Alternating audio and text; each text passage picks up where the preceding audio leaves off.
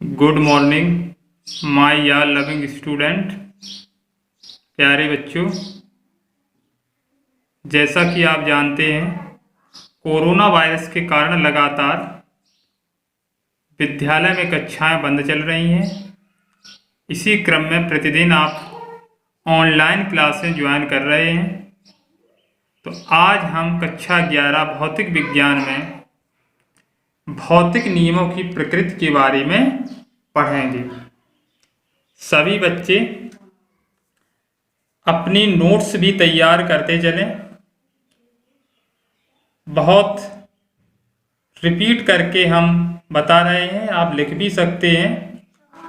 अगर किसी कारणवश आप नहीं लिख पा रहे हैं तो इसके बाद हम नोट्स भेजते हैं, तो उस पर आप नोटबुक तैयार कर लें।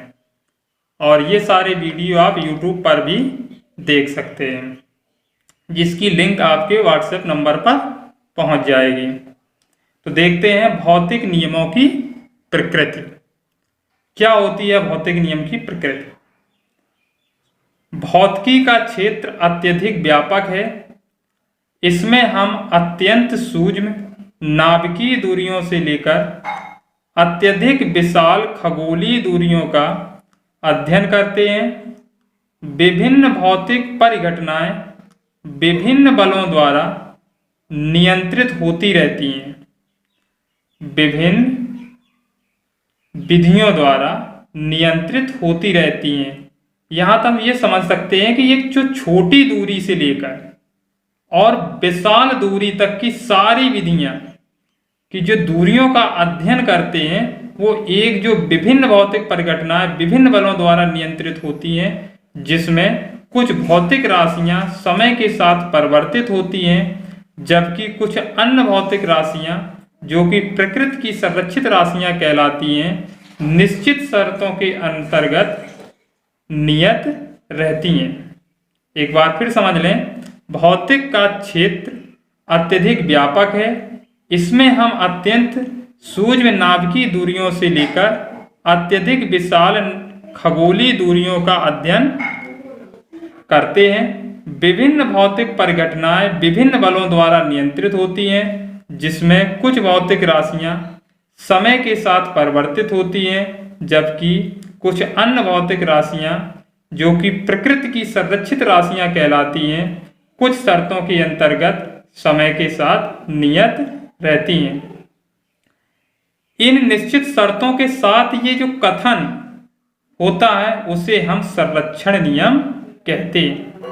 प्रमुख संरक्षण नियम जो होते हैं उनके बारे में आज हम आपको बता रहे हैं। जो पहला होता है विद्युत आवेश संरक्षण का नियम। पहला होता है विद्युत आवेश संरक्षण का नियम। इसके अंतर्गत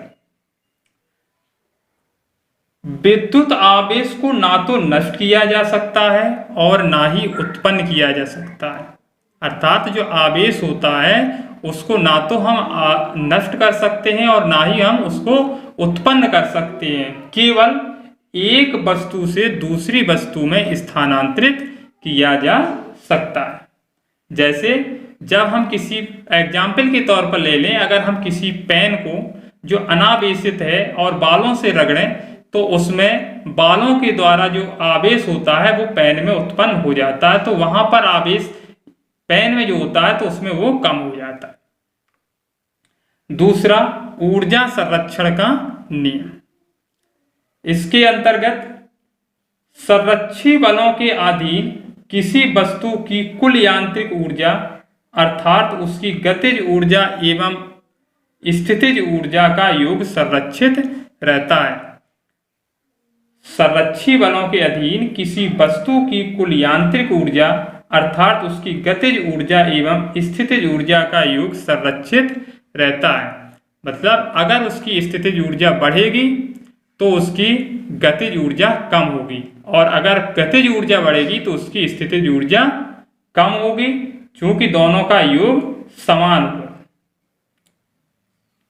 इसके बाद तीसरा आता है द्रव्यमान ऊर्जा का संरक्षण नियम। इस नियम के अनुसार किसी वियुक्त निकाय में अभिक्रिया से पूर्व की कुल ऊर्जा तथा द्रव्यमान के समतुल्य ऊर्जा का योग अभिक्रिया के पश्चात की कुल ऊर्जा एवं द्रव्यमान के समतुल्य ऊर्जा के योग के बराबर होता है।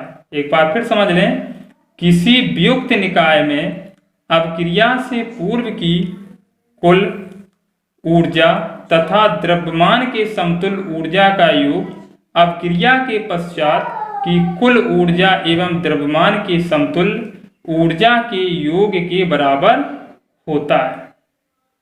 अगली जो चौथी होती है रेखीय संवेग संरक्षण का नियम। रेखीय, चौथी लिखेंगे हम रेखीय संवेग संरक्षण का नियम। संरक्षण का नियम इसके अनुसार किसी विलगित निकाय का कुल रेखीय संवेग संरक्षित रहता है। दूसरे शब्दों में हम कह सकते हैं, यदि किसी निकाय पर कार्यरत कुल बाह्य बल शून्य हो तब निकाय का कुल रेखीय संवेग नियत रहता है। इसके बाद आता है पांचवा कोणीय संवेग संरक्षण का नियम।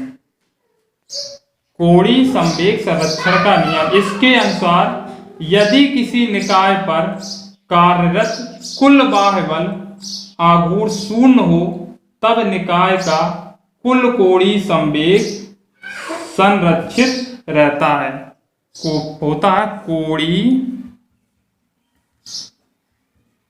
संवेग संरक्षण नियम।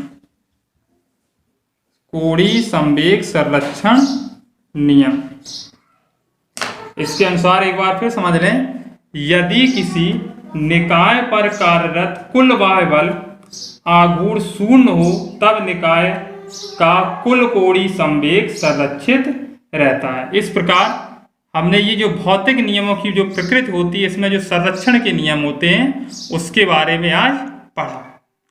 आशा करते हैं सभी बच्चे नोट्स भी तैयार करेंगे और अच्छे से उसको पढ़ेंगे और रिपीट करेंगे। अगली क्लास कल फिर इसी टाइम पर आपको मिलेगी।